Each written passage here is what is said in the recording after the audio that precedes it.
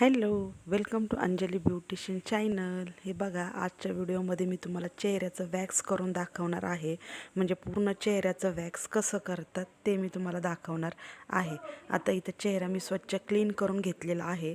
आणि वॅक्स करण्याच्या अगोदर कधी पण लक्षात ठेवायचं का चेहऱ्याला मॉइश्चरायझर वगैरे किंवा कुठलीही सनस्क्रीन लावलेली नसावी. त्याने मग ग्रोथ व्यवस्थित निघत नाही चेहऱ्याची. इथं मी चेहरा व्यवस्थित क्लीन करून घेतलेला आहे. आणि आता हे बघा, हे थोडंसं 1-1.5 मिनटं असं सुकू देईल. त्याच्यानंतर डायरेक्ट खाली स्किन टाईट ओढून धरायची आहे आणि मग वरती ओढायचं आहे. आणि बघा लगेच किती फरक वाटतो आहे स्किनमध्ये. हे बघा, इतक्या एकच स्ट्रिप्समध्ये एकदम व्यवस्थित ती ग्रोथ निघून गेली ना, नीट अँड क्लीन. का कुठं इतका छोटासा केस पण बाकी नाही राहिला. हे बघा, आणि त्रास पण खूप कमी झाला. आणि तसं पण जर तुम्ही नवरी असताल, ब्राईड होणार असताल किंवा क्लीनअप वगैरे करायला वेळ नाही, ते फक्त 10 मिनटाचं काम असतं. तुम्ही वॅक्स करूनसुद्धा क्लीनअपसारखा ग्लो तुमच्या चेहऱ्यावर येईल. आणि जास्त त्रास पण होत नाही आणि जास्त साईड इफेक्ट पण होत नाही.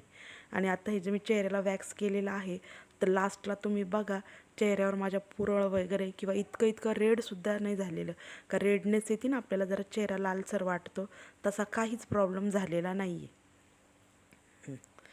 आणि इतकं इझी ओढल्या जातं आहे ते, का इतका पूर्ण म्हणजे चेहऱ्याचे डेड स्किन असेल किंवा काळपटपणा असेल चेहऱ्याचा, तो पूर्ण निघून जाईल आणि एकदम क्लीनअपसारखा चेहऱ्यावर ग्लो येईल.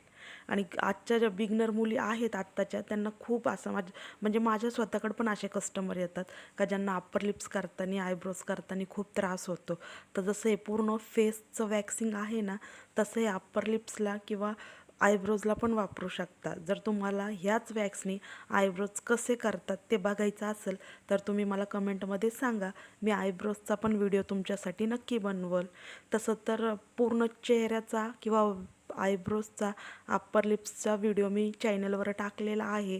पण तरी पण तुम्हाला आता न्यूली बघायचा असेल का नवीन पद्धतीने, तर तुम्ही मला तसं कमेंटमध्ये सांगा. मी तुमच्यासाठी नक्की व्हिडिओ बनवल का आयब्रोज पण ह्याच वॅक्सनी कसं करू शकतात ते.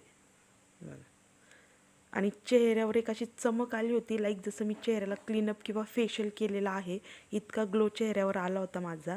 आणि त्रास पण अजिबात झाला नाही. जर तुम्ही ब्लीच केलं आणि जर ब्लीचमध्ये जर जास्त तुमच्याकडनं स्ट्रॉंग ब्लीच झालं, म्हणजे जेव्हा आपण ॲक्टिव्हिटर टाकतो ना, जास्त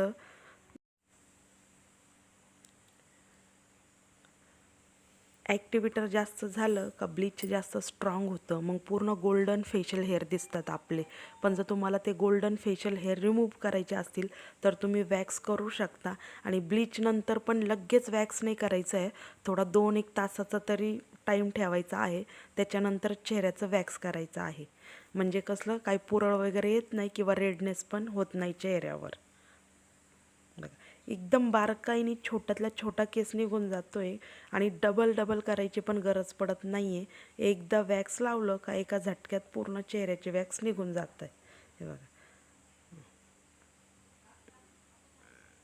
आणि थ्रेडनी जसं अप्पर लिप्स वगैरे करायला खूप त्रास होतो, तसं वॅक्सनी अजिबात त्रास होत नाही. एकाच झटक्यात पूर्ण एका स्ट्रिप्समध्येच पूर्ण ते निघून जातात व्यवस्थित. हे बघा. जर फोरहेड वगैरे पण तुम्ही करत असाल आणि तुम्हाला जर थ्रेडनी खूप त्रास होतो आहे, तर तुम्ही एकदा वॅक्सनी ट्राय करून बघा. मला तर एकदम 100% मी शुअर आहे का थ्रेडपेक्षा तुम्हाला वॅक्सिंगच आवडेल. मग फक्त तुम्ही अप्पर लिप्स आणि फोरहेड का नाही करत, तरी पण तुम्हाला एकदम चांगला रिझल्ट भेटेल. हे बघ, त्यासाठी मी कस्टमरच्या नाही, माझ्या स्वतःच्या चेहऱ्यावर करून दाखवलेलं आहे का काही साईड इफेक्ट वगैरे काहीच प्रॉब्लेम होत नाही. आणि एकदम नीट अँड क्लीनली किती चेहरा व्यवस्थित क्लीन होतो ते बघा, काहीच प्रॉब्लेम होत नाही. बघा, मी असे चेहऱ्याचे वॅक्स ब्लीच कसं करू शकता याचे व्हिडिओ टाकलेले आहेत, तुम्ही चॅनलवर सर्च करून बघा. म्हणजे हे तर व्हाईट चॉकलेट वॅक्स आहे, पण मी हार्टबीन वॅक्सचे पण खूप व्हिडिओ टाकलेले आहेत का चेहऱ्याचं वॅक्स कसं करू शकता तुम्ही, आयब्रोज कसं करू शकता वॅक्सिंगनी, किंवा मग अप्पर लिप्स, ते प्रत्येक याच्यावर व्हिडिओ आहेत. तुम्ही चॅनलवर बघा, तुम्हाला नक्की आवडतील. आणि हा सुद्धा व्हिडिओ तुम्हाला कसा वाटला ते मला कमेंटमध्ये नक्की सांगा. आणि व्हिडिओ आवडला असेल तर चॅनलला लाईक, शेअर आणि सबस्क्राईब पण नक्की करा. आणि वॅक्सविषयी किंवा फेसचं वॅक्स करण्याविषयी तुमचे काही पण डाऊट असतील तर तुम्ही ते मला कमेंटमध्ये विचारा.